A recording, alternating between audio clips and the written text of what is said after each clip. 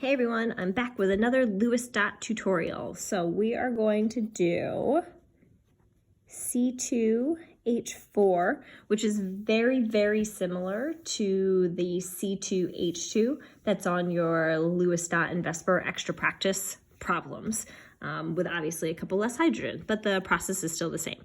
So whenever you have carbon, remember that's going to be the backbone of the molecule. So carbons are always going to go in the center together. I'm going to put my carbons here, and then your hydrogens can kind of get scattered around the outside.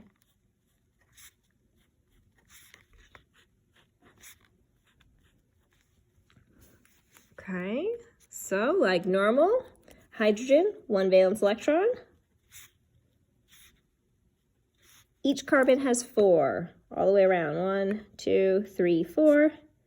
1, 2, 3, 4. Box the lonely electrons. Each hydrogen, excuse me, each hydrogen gets a box.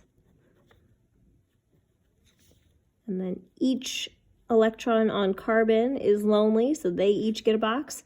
Carbon is always going to make 4 bonds. That's why it can accommodate so many surrounding atoms. And now we start connecting. So we don't want to connect H to H because then they're floating by themselves. So let's start connecting our hydrogens to carbons. We could connect this one over here as well, but then we only have 1 box left over and we couldn't connect the hydrogens and the carbons all together. So let's split it down the center, 2 hydrogens for each carbon. Now we've got 2 empty boxes on this carbon, 2 empty boxes on this carbon.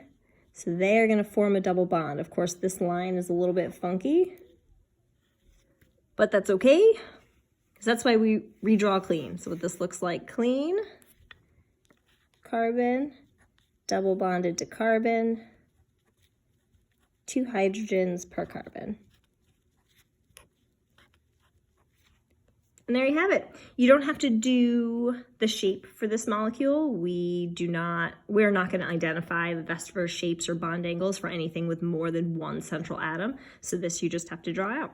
C2H2 is going to be very, very similar, but tip, you're just going to have more carbon to carbon bonds because you have fewer hydrogens to satisfy the lonely electrons. Hopefully this helped.